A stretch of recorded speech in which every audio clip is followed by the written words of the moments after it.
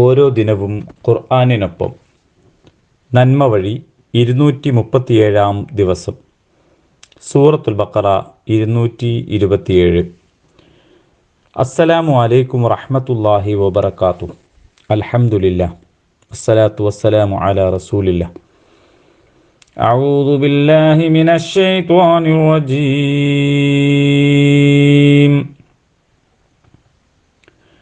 وَإِنْ عَزَمُوا الطَّلَاقَ فَإِنَّ اللَّهَ سَمِيعٌ عَلِيمٌ.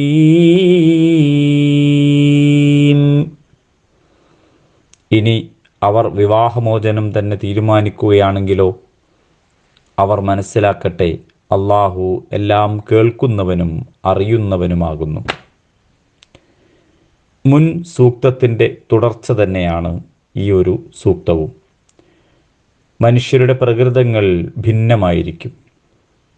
എന്നാൽ 4 മാസം മനുഷ്യന് തൻ്റെ മനസ്സിനെയും വികാരങ്ങളെയും പരീക്ഷിച്ചറിയാൻ മതിയായ കാലയളവാണ്.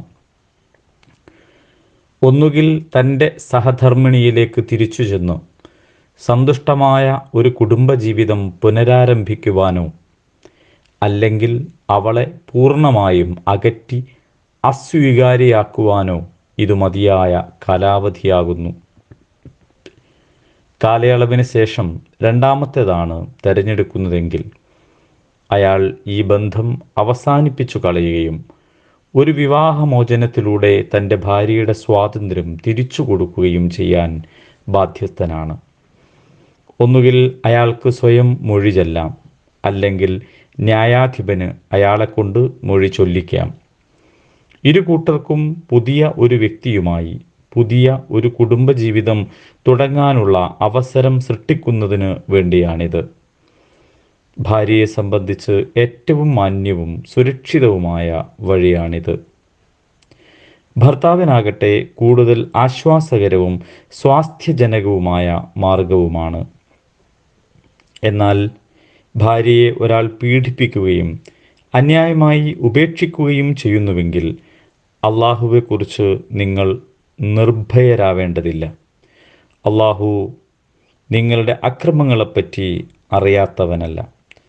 ഭൗതിക ലോകത്തെ കർശനമായ നിയമവ്യവസ്ഥകൾ മാത്രമല്ല, പരലോക ബോധവും മഹ്ശറും സ്വർഗ നരകങ്ങളും എക്കാലത്തും മനുഷ്യനെ നിയന്ത്രിക്കാൻ പര്യാപ്തമായ കാര്യങ്ങൾ തന്നെ.